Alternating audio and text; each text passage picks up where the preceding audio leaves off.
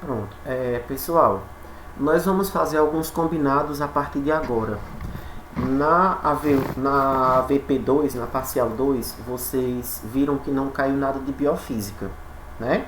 Então toda a parte de biofísica que nós estudamos e vamos estudar, ela vai cair toda na AV2. Então de antemão já vou preparando vocês para a AV2, porque ela não vai ser tão facinho quanto as outras. Vocês vão ver que, como eu já havia explicado para vocês na aula passada, a parcial ela já vai vir com as referências de onde é que eu quero que vocês, das fontes de onde é que eu quero que vocês retirem as referências. Com a avaliação, com a V2 não vai ser diferente. Então, a partir de agora, eu não vou mais passar tarefa para vocês. Por quê? As tarefas de vocês serão estudar o conteúdo extra que eu vou deixar em cada disciplina. Ou o slide extra, ou ver as videoaulas extras, porque é desse conteúdo que eu vou retirar as fontes de pesquisa para vocês fazerem a AV2. Inclusive em relação à tarefa, vocês não fizeram a tarefa de casa, de sala, né, da aula passada. Só uma pessoa me entregou e o prazo de entrega para essa tarefa é até hoje 1 hora da tarde. Não sei se vocês repararam lá no Canvas. Alguém, além de Eulália, está com um problema de tempo para entregar essa tarefa até hoje, 1 hora da tarde? Eu acho que todo mundo, por conta do trabalho. O trabalho de iniciação científica. Tá pegando muito tempo da gente agora com as provas. Pronto. Mais alguém gostaria de se pronunciar? Exatamente. Esse trabalho, né, tá buscando muito da gente, né? Certo. Porque já está no prazo, tem que entregar também, já, né? Aí, certo que teve muito tempo para fazer isso aí, mas como é uma coisa nova para a gente, né, fica puxado. Não, Emanuel, não é a do caso clínico, é a que vocês têm que escolher uma espécie e pegar algumas coisas sobre elas, como medir tamanho, comprimento, e etc, etc. Eu acho que você foi o único da turma que fez, inclusive. Então nós vamos fazer o seguinte, eu vou aumentar o prazo para hoje até 23h59. Dá certo para vocês? Show de bola, só tem você mesmo, viu? Pronto. Fica bom para vocês até hoje? Até hoje, 23h59, no caso, né? Já tinha combinado até com a Vitória Lucas e a gente, depois da aula, ia fazer essa tarefa. Pronto, então tá certo. Então agora nós vamos começar com o nosso conteúdo. E aí depois eu vou dar uma passada com vocês pela prova, para depois não ter nenhuma dúvida, nenhum questionamento. Deixo vocês fazendo a avaliação. Então, assim, uma dica que eu dou é que, já que a nossa aula é até 12h20, que vocês tirem esse tempo para fazer a prova, já que esse tempo da quarta de manhã seria para assistir aula. E vocês, em tese, não teriam outro compromisso. Porque se vocês deixarem para fazer à tarde, já vai vir outros compromissos, outras coisas que vocês têm para fazer. Então, procurem resolver a avaliação, responder a avaliação agora pela manhã, tá certo? Então, vamos lá. Nós vamos introduzir hoje a radiologia, né? E aí a gente precisa, nós precisamos nos ater ao contexto histórico de como, onde, por que a radiologia surgiu. Então, lá na Idade Média, através dos estudos de Leonardo da Vinci e tantos outros que eram chamados hoje de anatomistas, né? Vocês que estão vendo aí a disciplina de anatomia, vocês estão vendo que a anatomia ela trata da forma, né? Da forma dos órgãos, da forma dos tecidos e como é que esses ossos, esses tecidos, esses sistemas se encaixam. Então, os primeiros estudos anatômicos, para entender como o ser humano era por dentro e por fora, eles surgiram há muito tempo e eles eram de forma clandestina, porque muitos anatomistas, muitos médicos, muitos estudiosos da anatomia humana sequestravam corpos que eram recém-enterrados e levavam para cavernas para poder abrir e estudar. E esse processo foi descoberto, foi proibido, até que retornou na Idade Média, já com a medicina como uma ciência estruturada, vamos dizer assim. E aí, por exemplo, imaginem na Idade Média O trabalho que não dava para diagnosticar, por exemplo, um braço quebrado, porque você não tinha como entender essa estrutura por dentro. Então sabia-se muito sobre os tecidos moles, né, pele, músculos, gordura, né, que são chamados os tecidos moles, mas os tecidos duros não se tinha muito conhecimento sobre, porque não se tinha uma precisão para localizar lesões, nem para identificar esse tipo de tecidos. E é aí nesse contexto pós-Idade Média e pós-modernidade, com o advento do estudo dos elementos químicos e das propriedades físicas desses elementos, que a radiologia vai surgir, né? Então nós temos que o pai da radiologia é um físico alemão chamado Wilhelm Conrad Röntgen, né? Complicado o nome, mas é só vocês lembrarem de Röntgen. Röntgen é o pai da radiologia. Ele foi professor da Universidade de Würzburg, na Alemanha, e pesquisava o tubo catódico no seu laboratório escuro. Nós vamos já ver o que é esse tubo catódico, tá bom?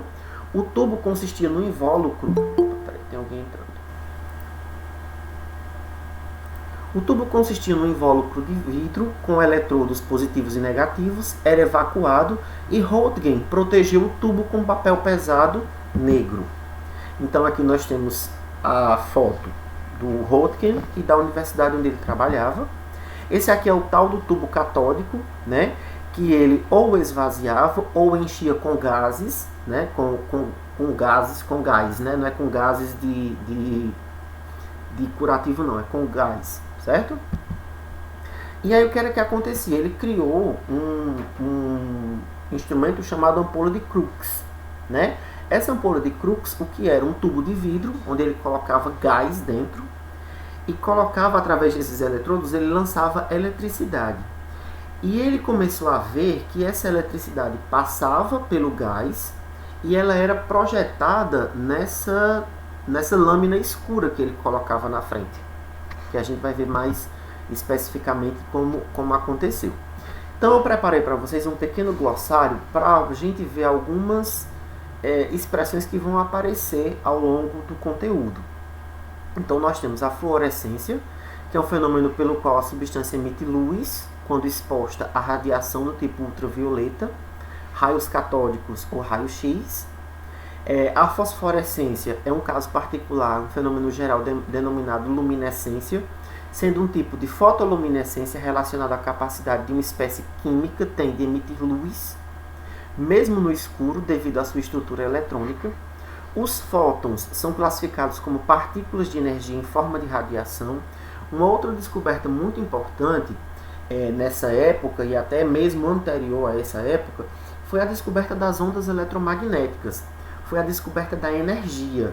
Então nós temos, na verdade, que a matéria é tudo aquilo que existe, ocupa lugar no espaço, pode ser medido, tem massa, tem peso. E a energia, ela é aquilo que transforma a matéria. Matéria e energia não são a mesma coisa. A energia, ela se propaga no que a gente chama de ondas, né? E aí a gente tem vários tipos de ondas. Ondas sonoras, ondas luminosas, como nós estudamos na aula passada. Nós temos ondas radioativas, nós temos ondas elétricas, enfim. Toda a energia, ela se propaga em ondas, ok? E isso foi muito importante também para a descoberta da radioatividade e, consequentemente, da radiologia. A radiação é um processo físico de emissão, de saída, né, e de propagação de energia por meio de partículas ou de ondas eletromagnéticas em movimento. A radioatividade é um processo natural e espontâneo em que os átomos instáveis emitem radiação por meio do decaimento.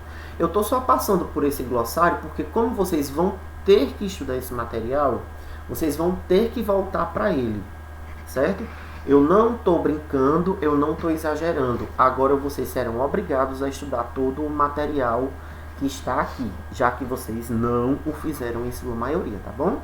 E os raios catódicos, só para a gente entender o que são radiações compostas de elétrons que se originam no interior de tubos cheios de gases rarefeitos.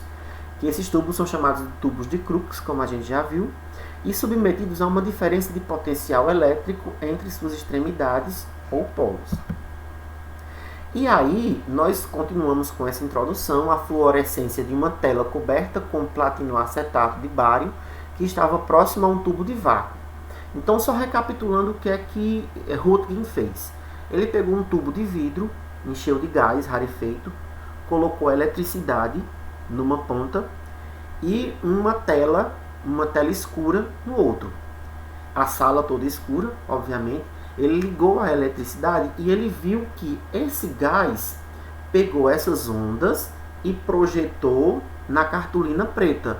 E projetou ou numa chapa de fotografia, que nada mais é do que o raio-x faz hoje, né? Nós precisamos entender que o raio-x nada mais é do que são esses elementos químicos radioativos que nós vamos já entender, né? Então, você fica deitado, vai tirar um raio-x do pulmão. Então, o que é que acontece? A radioatividade passa pelo seu pulmão e ela vai ser projetada, ela vai pegar essas imagens que estão aqui e vai projetar na chapa de raio-x. Tem um vídeo muito interessante que eu deixei para vocês aí como vídeo de apoio, que ele mostra muito detalhadamente como é que isso acontece, mostra como é que a radiologia chegou aqui no Brasil, mostra como funcionam outros exames de imagem, como mamografia, como tomografia computadorizada, aqueles exames de contraste. Não sei se vocês já ouviram falar que você toma uma substânciazinha que ela vai para determinados tipos de células ou tecidos, e aí o exame consegue registrar onde é que essa substância está, né? Enfim, a radiação invisível saía do tubo, atravessava a sala utilizando o ar como meio de transporte e excitava a tela de platinoacetato de bário. Ou seja, a radiação que estava dentro do tubo era excitada pela eletricidade, saía do tubo e era projetada nessa tela preta, certo? E essa radiação invisível recebeu o nome de... Röntgen deu o nome dessa radiação invisível de raio-x. Então vamos lá. O aparelho causava emissão de raio-x numa sala escura. A gente tinha um papelão revestido por produtos químicos, né? Esse papelão fluorescente. A forma de energia radiante e invisível no qual se podiam causar fluorescência e atravessar materiais opacos à luz, que eram chamados de raio-x. Por que foi uma descoberta tão grande? Porque o raio-x ele consegue atravessar as partes moles do corpo e ele consegue se fixar nas partes duras, que seriam os ossos, que até então ninguém tinha feito isso. Até o presente momento, até Röntgen trazer essa proposta, essa descoberta, né, de que havia a possibilidade de que alguns materiais químicos poderiam atravessar corpos opacos, corpos sem luz, até então isso não havia acontecido. Então, a fluorescência versus a fosforescência. Nós temos aqui as diferenças, né? São tipos de luminescência, né? A fluorescência, como a gente já viu, é a emissão de luz visível, né, como placas de trânsito. E a fosforescência, como a fluorescência, emite luz visível mesmo depois de cessar o fornecimento da energia. Exemplo, objetos que brilham no escuro. Então, a fluorescência ela só vai funcionar se a luz estiver projetada no objeto, como nas placas de trânsito. A partir do momento que você parou de emitir a luz, a placa de trânsito para de brilhar. E a fluorescência, mesmo que você pare a emissão de luz, ele continua emitindo essa energia luminosa. E aí, pode-se relacionar os estudos do corpo humano através de exames de imagem com a descoberta dos raios-x em 1895 por Röntgen. Vejam que não é uma descoberta tão antiga, né, do final do século XIX, já quase entrando no século XX. Em janeiro de 1896, ele realizou a primeira radiografia em público na Sociedade de Física Médica de Würzburg. Por essa descoberta, recebeu em 1901 o Nobel de Física. E aí, o primeiro raio-x humano da história foi da esposa dele. Inclusive, ele literalmente pediu a mão da esposa. Lembram que eu expliquei para vocês que ele pegou um tubo de vidro, colocou gás lá dentro, tinha os eletrodos, né? Ele ligou a eletricidade passou pelos gases e foi em direção à chapa preta que ele tinha. Ele pediu que a mulher dele colocasse a mão na chapa preta. E aí o que aconteceu? Essas ondas eletromagnéticas atravessaram a mão dela e se fixaram na chapa preta. Tiraram uma foto, literalmente, porque o raio-x nada mais é do que isso. É uma foto da parte interna do corpo. Então vejam que esse daqui foi o primeiro raio-x humano da história. E vejam que ela está com um anel no dedo, né? Então essa aqui da Anna Bertha Röntgen, que era a esposa do cara, né? Durante a colocação de uma das peças entre o tubo e a tela, ele observou o contorno dos ossos de seus dedos. Conclui que aqueles raios eram parados pelos ossos, da mesma forma que por uma placa de chumbo. No dia 22 de dezembro, Röntgen radiografou a mão de sua esposa, Anna Bertha, e deveria ficar estática por 15 minutos de exposição. E foi assim que começou o raio-x e a utilização do raio-x na humanidade, né, para esses fins. E aí o raio-x ele passou por uma série de evoluções que vocês poderão ver no material extra que eu deixei para vocês, certo? Nós não vamos nos deter a isso. Então, pessoal, uma das primeiras experiências foi uma radiografia da mão de sua esposa, Bertha. O chumbo e a platina interrompiam os raios. Então, só para vocês verem, na próxima aula, eu tô tentando ver com um técnico em radiologia se eu vou gravar uma videoaula no hospital aqui da cidade, para ele falar de radioproteção, né, dos EPIs que se usam para fazer uma radiografia e para ele fazer uma radiografia para vocês verem, certo? Porque a ideia da nossa disciplina, se não fosse a pandemia, com esse conteúdo, era que nós visitássemos um hospital, né, em grupos, para ver como é que essa radiografia é feita. Porque eu tenho certeza que vocês têm essa curiosidade de entender os porquês, né? E aí a gente vai ver que uma das coisas que isola a radiação é o chumbo.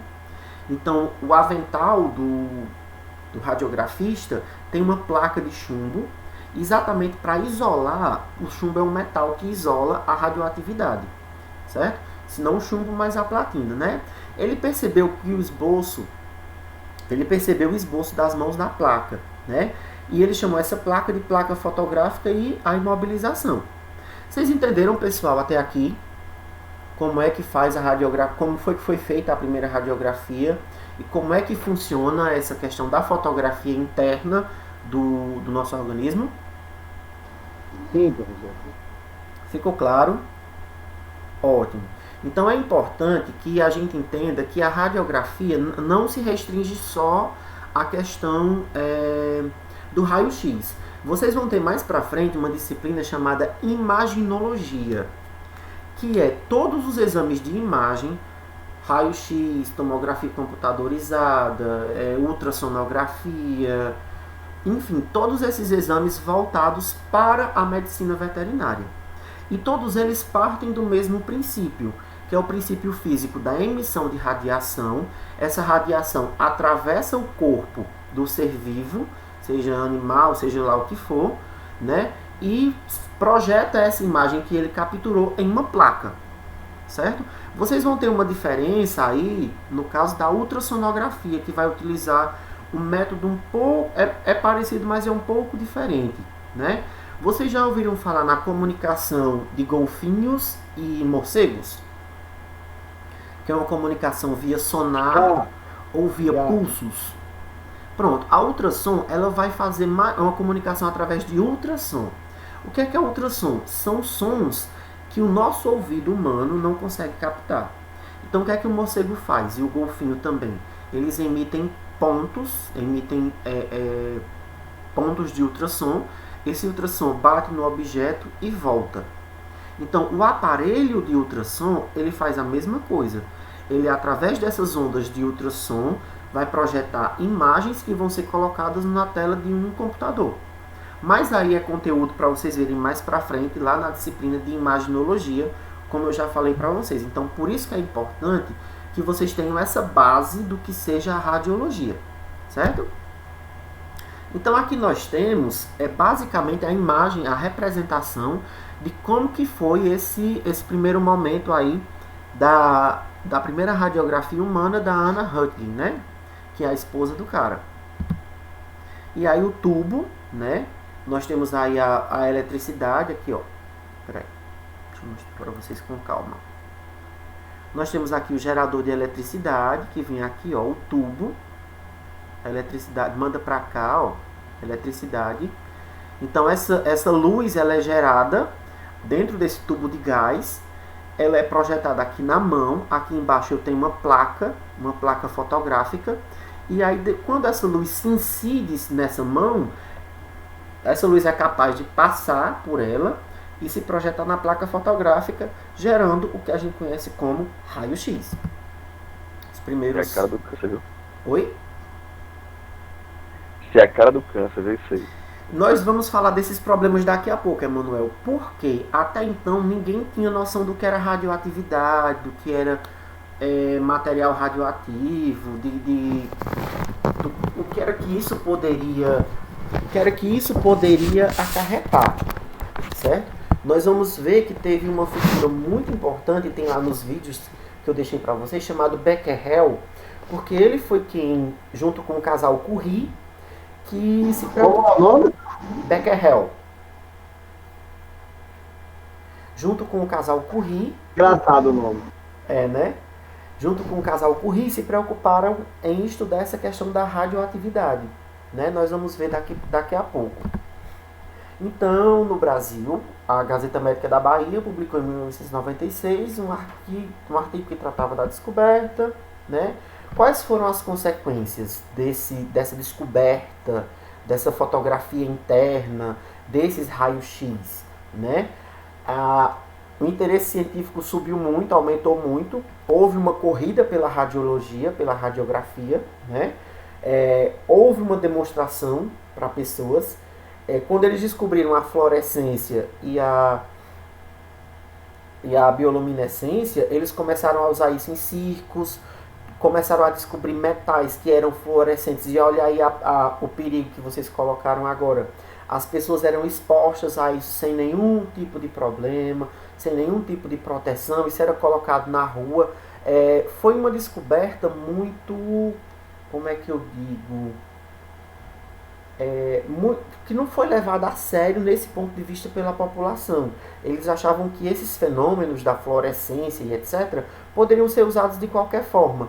Então, 6 meses após a descoberta de Röntgen, os raios-x passaram a ser usados pelos médicos para pesquisas em balas em soldados feridos. Então, menos de um ano após a descoberta, aproximadamente 49 livros e 1.000 artigos já haviam sido publicados sobre o assunto. E aí a gente tem alguns livros, né, da época publicados. A humanidade não conhecia a existência e o poder do dano da radiação. Veja aí o que eu acabei de dizer. Veja aí o que eu acabei de dizer para vocês, Emanuel. Que até o final do século XIX não se sabia o que era radiação, não se sabia até onde era que isso era benéfico ou não. E aí a gente tem as imagens de mãos que foram corroídas pela radiação. E aí, no final do século XIX, foi que se começou a fazer esse tipo de pesquisa. O que é radiação? Como é que isso funciona? Como é que isso ajuda? Como é que isso prejudica? Então, hoje nós temos aparelhos de ponta, né? Hoje a humanidade, lá no vídeo vocês vão ver que tem uma experiência que está sendo feita no Japão de um scanner 3D. Então você deita numa maca dessa, passa um scanner em cima de você e é projetado ao lado um holograma seu. Então os médicos eles vão trabalhar com o holograma, eles não vão trabalhar mais com a pessoa. Então cada vez menos a tecnologia ela tem colocado para longe a questão da radioatividade e da radiação, porque isso é muito perigoso, isso é muito danoso para as pessoas, né? Tanto para as pessoas que trabalham com isso, quanto para as pessoas que são expostas a isso por meio de exames. Então hoje a gente vê por exemplo, hoje a gente já tem raio-x digital, né? Que antigamente era aquele raio-x todo cheio de protocolos. Então hoje você já consegue ter um raio-x digital, por exemplo. A aplicação dos raios-x, medicina, astronomia, astrofísica, embarque de passageiros, indústria metalúrgica, idade técnica de pinturas, por exemplo. Para vocês terem uma ideia, uma vez eu fui viajar, não me lembro para onde mais, Eulália vai dizer que eu viajo demais, Eulália e Stephanie, já sei, vão fazer bullying comigo. E eu levei na minha mochila, na minha bagagem de mão, eu levei... Tá dizendo aí que viaja, não sabe nem pra onde foi que viaja demais. Tá vendo? Isso é preconceito. Isso é preconceito. Eu não me lembro, eu sei que eu passei pelo aeroporto de Guarulhos. E na minha bagagem de mão eu levei um desodorante normal e um creme dental daquele grande. E não pode levar. Então eles passam a mochila da gente, a bagagem da gente, por um raio-x. E na telinha que a pessoa fica vendo, as coisas aparecem em cores diferentes. Então nem precisa abrir a mala para saber o que é que tem dentro. Para a gente ver como essa tecnologia ela ajuda não só a parte médica, mas a parte, todas as outras partes, né? Até a indústria também, a indústria metalúrgica passa por esse processo de raio-x e tudo mais. Então, vamos lá. A radioatividade natural, né? Os primeiros relatos de radioatividade natural foram feitos a partir dos raios-x. Antoine H. Becquerel, que eu já falei para vocês sobre eles, procurou verificar se substâncias fosforescentes ou fluorescentes emitiam raio-x. Resultados negativos com experimentos adicionais usando urânio. Chegou à conclusão de que a radiação penetrante era originária do próprio elemento. Então, a radioatividade natural foi descoberta em 1896 por Becquerel.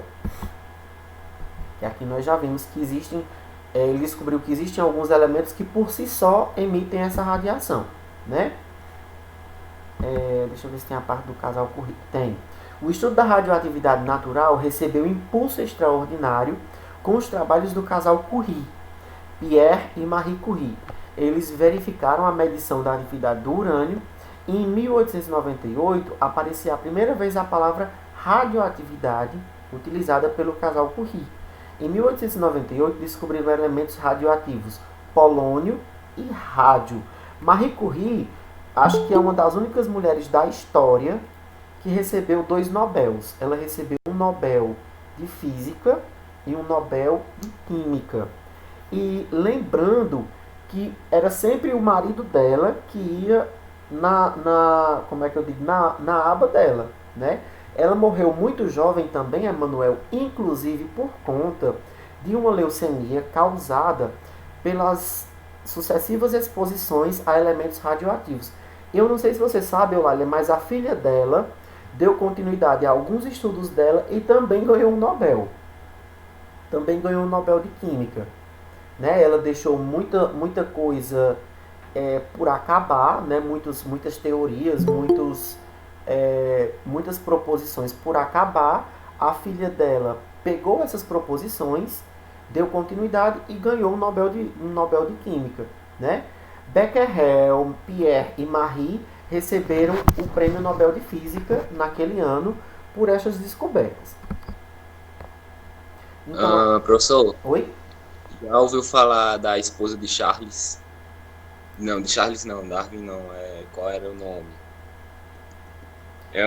É o cara que fez a bomba atômica, a esposa dele que ajudou ele. Eu esqueci o nome, velho. O cara é mó famoso. Eu lembro dessa história, eu também não lembro os nomes. Eu já ia dizer, se fosse a de Charles Darwin, ela abandonou ele porque ela achava que ele ia para o inferno. Porque propôs a teoria da evolução, que na cabeça dela ia contra o criacionismo, né? E naquela época, se você tivesse casada com uma pessoa e você soubesse que, por exemplo, se o marido fosse para o inferno, a esposa ia junto. Se a esposa fosse para o céu, o marido ia junto. Então ela preferiu se separar porque achava que ele ia para o inferno. Mas enfim, vamos continuar. O Einstein não? Hã? Não foi o Einstein não que ele falou? Teve essa história com Darwin também. Einstein, eu acho. Teve essa história com Darwin também. Inclusive, o livro de Darwin, A Origem das Espécies, foi super mal aceito na época, porque ele era, eu não lembro agora a igreja que ele era, não sei se metodista, não lembro. E ele foi super rejeitado pela comunidade científica. e toda a sua obra só foi reconhecida de verdade após a sua morte. Certo? Eu teve essas Na questões série também. Cosmos eles falam sobre isso aí. Oi? Na série Cosmos. Na série Cosmos eles falam sobre isso aí. Inclusive ele era pago com o próprio livro. Isso, Dava exatamente. um exemplar do livro dele pra pagar. Exatamente. Então aqui nós temos o Aqui, caso. Oi? aqui em casa não faz inveja não. Minha mulher também é meus pés e minhas mãos. Pois é. Muito bem. Valorize-a, viu? Ela Então, ficou cheia de perna aqui agora. Ixi Maria, que coisa boa. Mas vamos lá, aqui nós temos o casal Curie, né, nos seus estudos. Lembrando, mais uma vez, o protagonismo de Marie Curie. É sempre importante a gente lembrar o protagonismo feminino. Se não fosse Marie Curie, Pierre Curie não seria ninguém, viu? Ela sempre foi uma mulher à frente do seu tempo e sempre carregou o marido nas costas, como muita mulher faz hoje, viu? Então, Marie Curie, vivas para ela. E aí a gente entende, eles descobriram que mais ou menos 67% era radiação natural e 30% irradiação médica. Aqui nós temos uma foto de um raio-x do tórax, né, no caso, dando para ver as estruturas pulmonares e os ossos, né? A gente tem as escápulas, a gente tem as costelas, a gente tem, enfim, as escápulas não, as clavículas, desculpem. A gente tem as costelas, enfim, né? E dentro também, através das radiografias dos raios-x, a gente consegue ver também algumas partes moles. No caso aqui nós temos o coração, né? Então, pessoal, a radiologia foi uma das descobertas para a área da medicina, mas que não se aplica só à medicina, mais importantes da história, né? Porque foi através dela que nós conseguimos, que se consegue ver hoje, estudar hoje de maneira mais precisa, o interior dos corpos dos seres vivos. E aí é muito importante que vocês entendam que os diagnósticos por imagem na medicina veterinária são muito importantes para que se tenha um diagnóstico completo do paciente.